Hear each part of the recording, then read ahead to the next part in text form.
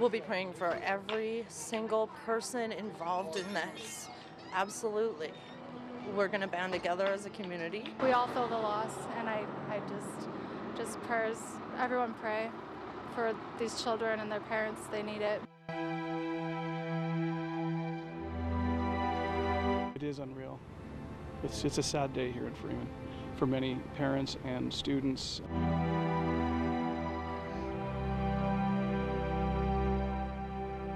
Tonight we have team coverage of the school shooting from all across the inland Northwest. We'll bring you the latest from the victims still in the hospital tonight, as well as the suspect, also Tom Sherry and Whitney Ward in the studio.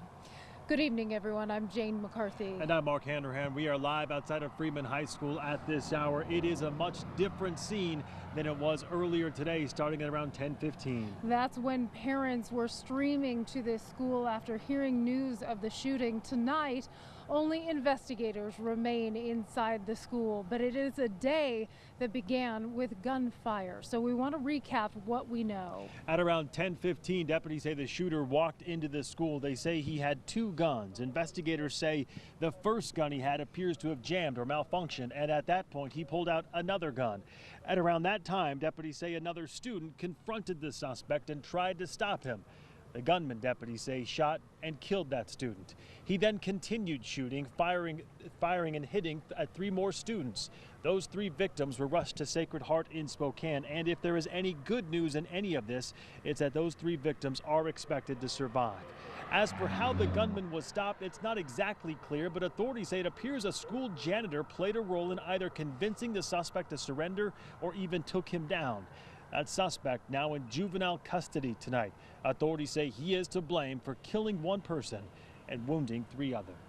And one of the most heart-wrenching stories we heard today was from a brave young woman who was in the hallway when that shooting took place, and her classmates to her left and to her right were shot. Take a listen. How did this unfold for you? Well, I had gotten to school, and I have a locker on the freshman floor on the second floor, and I was doing my locker and I was about to put my things away, and I just heard a loud pop, and I just looked behind me, and the shooter, he was just walking down the hall very calmly, had a very passive face, and he was just had his pistol, and he was shooting, and he shot one boy, and then he shot the ceiling, or in whatever order that goes.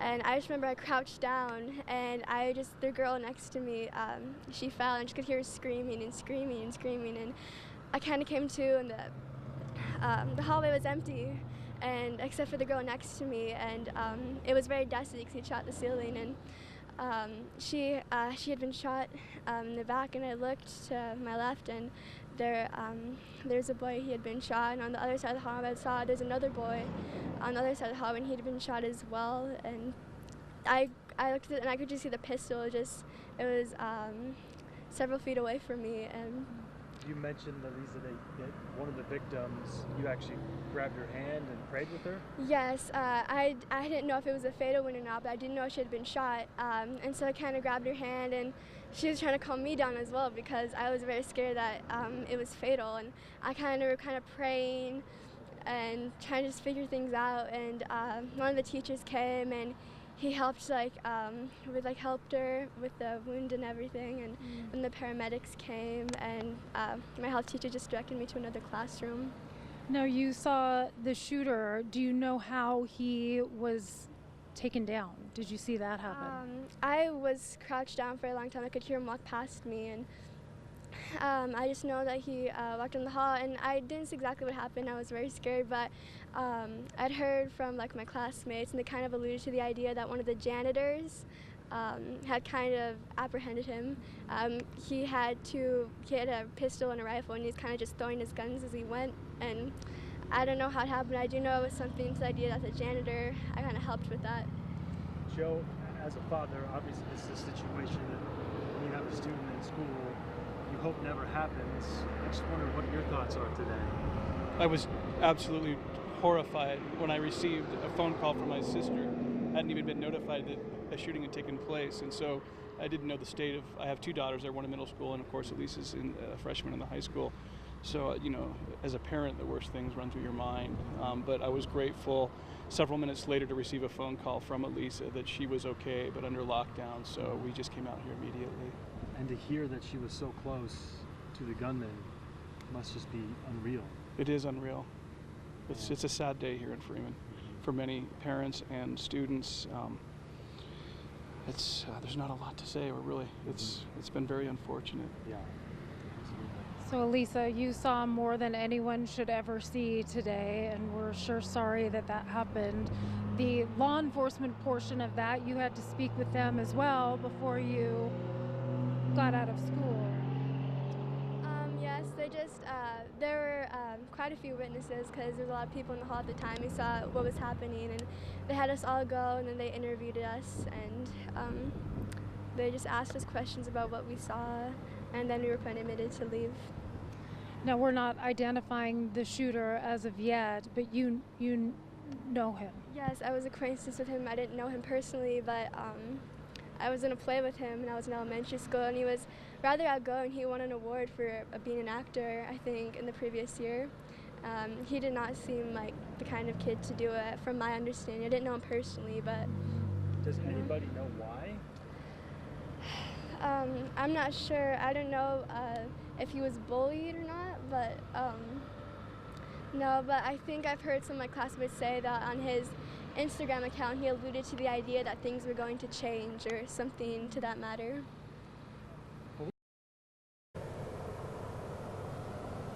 And that was Elisa and her father you just heard from. One thing we discussed, Jane and I, earlier was just how much composure that young girl had during just terrible circumstances. She mentioned reaching down and praying with one of the victims who she said was shot in the back.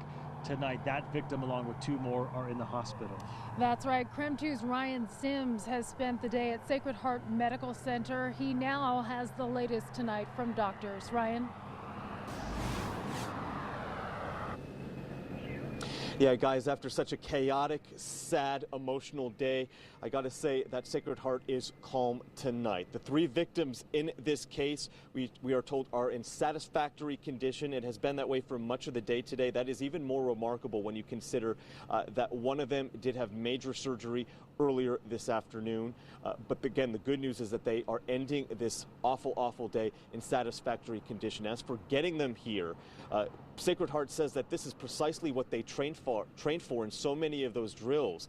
They say that at one point, at really the height of the trauma today, they had 8 different beds and 8 different rooms prepared for as many victims as possible. Now, thank God it didn't get to that point, but still, they say that they were very prepared for today's trauma and for the incoming of patients today. Beyond that, in terms of other preparedness, we are told that they were also remarkably prepared for the family members here.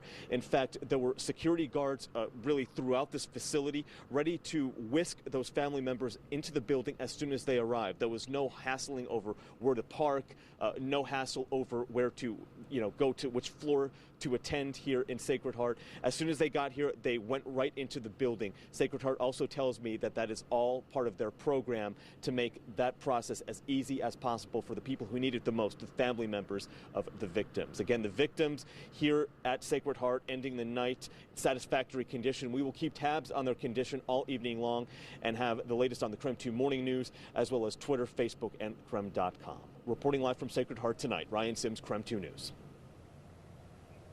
All right, Ryan, thank you. It is terrible what occurred here at Freeman High School today, but when you consider all of the students that were in that area when those shots rang out, the situation could have easily been much worse. Unfortunately, we have 3 students who are on their way to recovery. That's the latest for now out here at Freeman High School. We'll have more in just a bit, but we're going to send it back to the studio now. All right, thank you, Mark. Jane, tonight we are also learning more about the suspect himself. We want to let you know right off the bat, we have only named him once this afternoon, and that was intentional. Yeah, we can tell you that he is a young male student at Freeman, but we are choosing to focus instead on the heroes in this story and the victims. Yeah, and their names, and that is why we're not showing that suspect's face here right now. We want to be very clear, this is not about protecting that student's identity, that suspect's identity. Instead, it is because this suspect has not been charged yet, and we usually do not show a juvenile suspect suspect's face until they've been charged as an adult. And you're looking at him right now just a few hours ago as he was being escorted into the Spokane County Juvenile Detention Center. We know that he will face a judge on Thursday, and we will be there. In the meantime, we are learning more about the suspected shooter. For that, we want to get straight to Alex Rozier, who is live outside the juvenile jail downtown. Tom and Whitney, good evening. Yeah, he is right behind me tonight, staying at the Juvenile Detention Center. We were here for several hours as investigators interviewed him behind closed doors at the courthouse next door. They then walked him over about 100 yards, a police escort on both sides, and walked him right into juvenile detention. I want to show you a picture of that as he was walking in. Here's a still photo of him with his back to us as he was walking in, escorted by 2 Spokane County detectives. We did ask several questions. As he was being escorted by police, he remained emotionless. He didn't answer a single one of them. So the next question is, what is next for this boy? Court staff tells me if he remains at juvenile detention, he'll likely appear tomorrow early afternoon for his first court appearance. There is the possibility, however, given the severity of this crime, that he may be moved to adult court. We don't have a lot of information about the suspected shooter. He was very quiet, reserved, friends tell us. And as evidenced by his actions today, it is very clear that he had very serious problems. But I do want to tell you that it was earlier today, about 6 hours ago now, when I was walking inside the Juvenile Detention Center in the doors behind me for the very first time. I went to talk to courtroom staff about that court appearance tomorrow. And as I was there, by chance, his parents, the suspected shooter's parents, were there trying to meet their son for the first time and speak with him for the first time since the incident this morning. I will say that they spoke with me briefly. They did ask that their privacy be respected during this time. They are devastated, shocked, and saddened. Like so many people, the rest of this community, I do know several people who are very close with this family, and they say that his parents are good people. And tonight they are now dealing with a reality that their son, if convicted, may spend the rest of his life in prison. Reporting live, I'm Alex Rozier, KREM 2 News. Just heartbreaking, Alex. Thank you very much. All day long, we have been here trying to bring you the latest information, gathering details from everywhere that we can to bring you those updates just on what has become a terrible story. So many of our colleagues, fellow reporters and photographers also out there in the field trying to do the same from the very beginning. Yeah, KREM 2's Amanda Rowley tells us about some of the incredible stories that we heard today. We were here this morning and watched as parents anxiously waited for any information, any word on the safety of their student. Eventually, parents were able to head to the football field, and they started trickling down this way as they brought their students with them to head home. We spoke with many of those students and their families, and they described to me what they saw and heard on this tragic day. Officer Nye was pointing to leave, go that way, and running in with his gun. I just heard a couple gunshots, and it was kind of like a freak out, you know, adrenaline rush. So. What did you think they were gunshots at first? No, I thought it was like a bag popping or something like that. Oh, this is shocking. Like, I would have never expected this at Freeman. Yeah, we got here and we booked it. Like, just hope everyone's all right. My friend that did this was trying to make friends with everybody, and he was doing really good about it, and he just never seemed like the person to do this. I did kind of have an idea from everything that he was like handing out and stuff, because he was handing out notes to his friends, and I read them and said that he's going to do something stupid to where either he gets killed or put in jail. All three of them are all really great girls. They're all caring, and they care about everyone, and they're one was on varsity volleyball and one of them was on JV, and they're both amazing girls, and so is the other one, and they're just, I hate to see that they're hurt. I'm still in shock. I'm just devastated. All these parents just come rushing, and we've just been waiting so long to get our kids back, and I'm just squeezing them extra tight tonight. That mother you just heard from echoes what many other parents told us today. They are holding their children very close tonight, grateful for their safety. In Freeman, Amanda Rowley, KREM 2 News. We were on the air all day covering this story, and I have to tell you, the way these kids came together during this Incredibly scary and dangerous situation. It's just been amazing to see. Yeah, some of them so composed, so poised, able to describe just the horror that was unfolding all around them, as close as you and I are watching their friends get shot. It's been pretty incredible, and we know that they have a really difficult road to recovery as this healing process just now getting started. That is kind of where these vigils came in this evening. Several places holding those candlelight vigils tonight for the victims and for the greater Freeman community. We want to send things back now to Jane and Mark as they are out there outside talking about those vigils tonight. Whitney, good evening. That was a common theme we heard throughout the day when speaking with students and staff and just community members. They wanted to get together and support each other through this. And as Whitney mentioned, they did so tonight through several vigils in the area. They did get together. For starters, people packed the atrium at River Park Square. They came together and held a moment of silence. Also, the Valley Real Life Church opened its doors for the community to come together. And the small Fairfield Community Church, just south of the school, also brought people together tonight. KREM 2's Alexa Block is here now. And Alexa, you spoke with the pastor at that church. I did. Now, the Fairfield Community Church is a very small church, and it's a very small community about 10 miles south of Freeman High School here. And this tragedy hits very close for those people who live there. The locals got together tonight at the Fairfield Community Church to just be together. They packed into the small church and sang. They prayed, and they just embraced one another. Some of the people who attend that church know students and parents and others who are connected to the school because they are so close. So it's a very sensitive time right now for them. Pastor Paul Anderson said he wanted to give people a chance to reflect on what happened and pray for those who are hurting right now. Well, I heard what had happened early this morning, and after I'd heard that and thought about it and been praying for all of us and with all of us, I thought we need a place to gather and to be one with another in a time like this. And it's so important that we have each other during these times. Everyone is probably got something to say after this and some emotions so it's important for us to be there and to pray with and walk beside and I think sometimes just to be with. Now, just to reiterate, Pastor Anderson just is really encouraging people to come together right now. He says that's so important. Yes, Alexa, thank you very much. It is important that people are opening their doors for places for people to gather. Also, River Park Square tonight opened its doors and people gathered and held a moment of silence there. That's right. KREM 2's Laura Papetti was actually involved in organizing that vigil tonight, and she has more on how the victims were honored there tonight.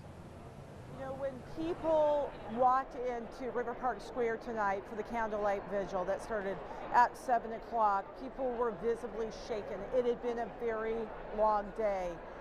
People were tired. They were confused. Parents had been so scared.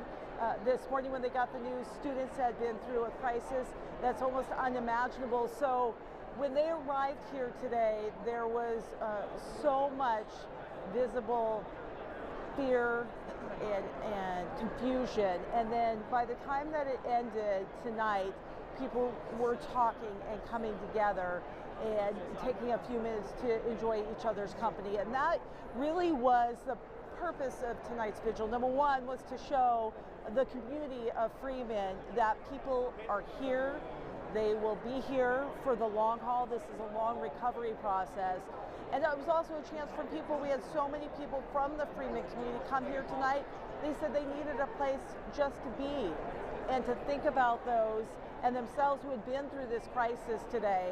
And we had a pastor here who came from Mosaic Fellowship, a church in town. They came and spoke about enjoying the time that you have and being grateful for being with family and friends, and to take that time to hug the person next to you and to go home and hug your kids and be grateful for the fact that you have the chance and the opportunity to do that tonight.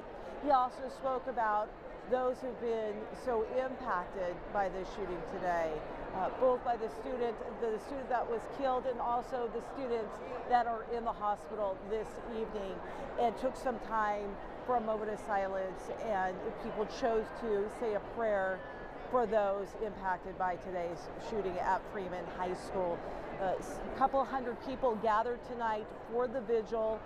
They only had a few hours notice, and so it was really, I think, a sign that it was so important to have a place for people to come.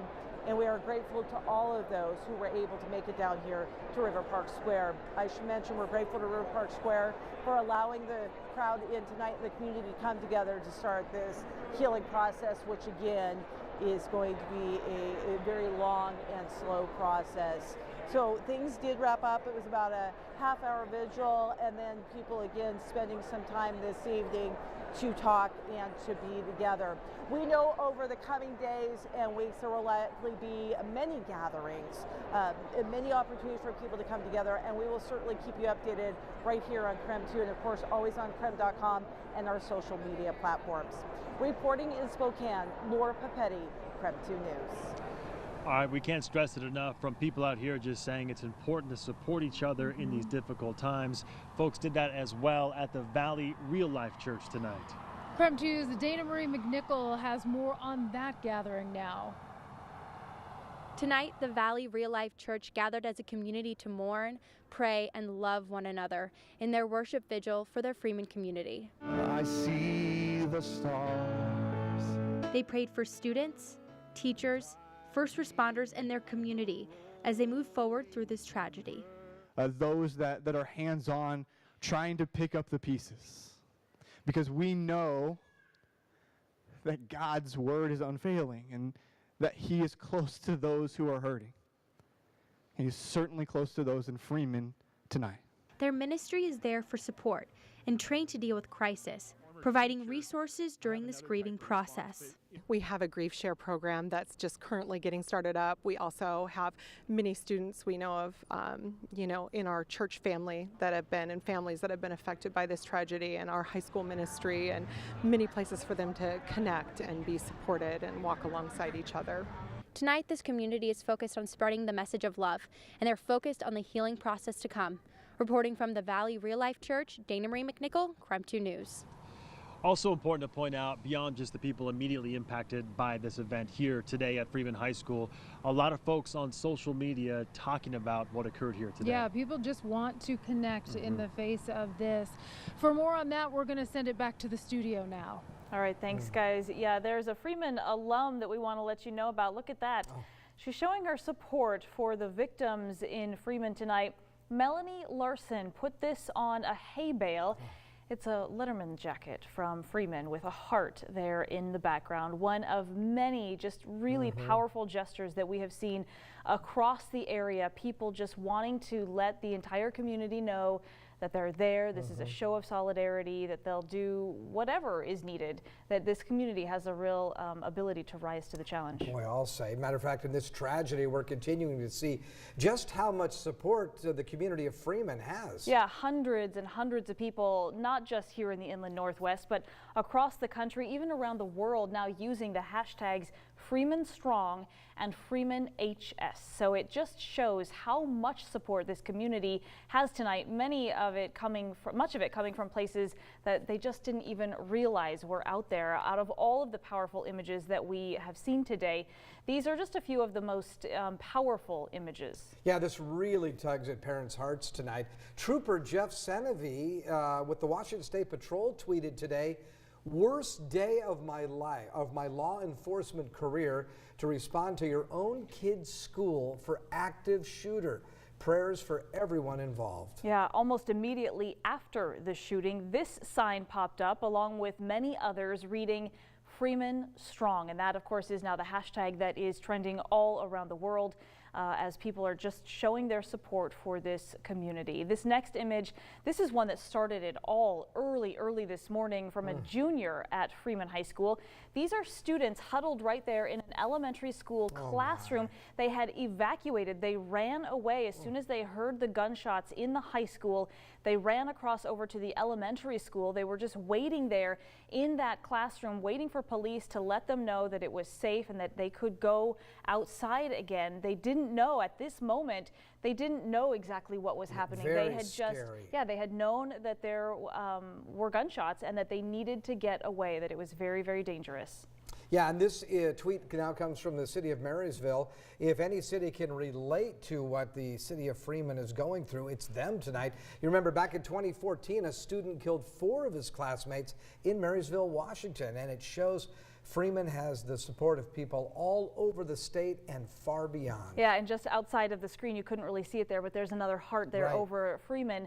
And this love, this support, it stretches across all distances, again, showing how people will rise to the occasion and face this challenge head on. Now, one of the big questions tonight that we have seen a lot of people asking this question is, of course, how these students and family can best move forward from all of this. Former State Representative Kevin Parker has a pretty unique perspective on that because he is a survivor of another school shooting. For more on that, we're turning back to Mark Hanrahan and Jane McCarthy and their interview today with Kevin Parker. Guys? Yeah, Whitney, good evening. Few people know what it's like to experience a school shooting like what occurred here today. Kevin Parker does know what that's like. That's right. Kevin Parker was actually a Young Life leader when the Columbine shooting happened. He happened to be inside Columbine High School in the lunchroom talking with a student when those shots rang out. So he definitely does have a unique perspective. Take a listen. Anything else you want people to know tonight? Well, I was just encouraged. It's easy for us to put the attention on the shooter when I think it's better to keep the attention on the victims. And shooters crave media attention all across the country. And when across the country, other potential shooters are watching what's happening in Spokane and they're wondering, is that shooter getting attention and will I get that attention? And so I'm always an advocate for the less we can mention their name, the better for everyone, the better for America, actually. And we know this community is good at wrapping their arms around one another for sure. Yeah, I was just going to say one thing that Sheriff Knezevich kind of touched on that stuck with me from when we interviewed him earlier. He's like, we have got to find out a way as a society to get our youth to stop resorting to violence when they have these issues come up. And I'm just curious, you were a representative. Do you have any thoughts on that matter at all? It's a complex question that I don't think anyone has solved in 20 years. The reality is school shootings have been part of our culture going back to the late 1700s. So there it was more stabbings. And we've had this history of every decade there's a really ugly incident that comes in. There was a really ugly one in Ohio. There's one in Germany in the 50s. But you're right. I mean, a lot of this I always felt these were mental health issues. We tend to look at the Band-Aid, but we don't always look at the depth. I really appreciate your question. And so how do we not look at the branches, but how do we look at the roots? And I think a lot of those roots are, there's a lot going on. Mental illness is higher than it's ever been. And the more we can advocate and remove the stigma of, sometimes it's good to check in with a counselor, sometimes it's good just to make sure you're healthy and processing and things are progressing the way that they should. And so I think that it's multifaceted. There are a lot of different reasons. I think community is a huge portion of this. And again, the best thing Freeman students have and parents are this community. I can't advocate that enough. I think the other is mental illness. I think the third are relationships that they have with school teachers. I mean, teachers, think about how amazing they are these days. I mean, when they come back, they will be different too, and they will be scared. And they did not pursue education to protect kids. They pursued education to teach kids. And now it's an age where sometimes they are called to protect kids too. And we saw that at Sandy Hook. And teachers are kind of these heroes in waiting where they will step up if they need to. And we've done a lot of the prevention work with the police, with the fire. And I think today was an example of that. They did an amazing job and lives were saved because of them. And life was saved because a lot of lives were saved because of that student who sacrificed their life for everyone else. But all that being said, it's very complex, and I know people are still researching the heck out of this thing. And it is interesting, though. It's not as prevalent in the Midwest as it is out here in other parts, and we have to start asking, why is that? Kevin Parker also talked to us about how strongly he feels about students coming together to talk about this. So he is helping to foster that for the entire Freeman community. He is hosting a free event tomorrow at 9 a.m. He's teaming up with Chap's Restaurant, and Kevin Parker is also the owner of several Dutch Bros coffee stands.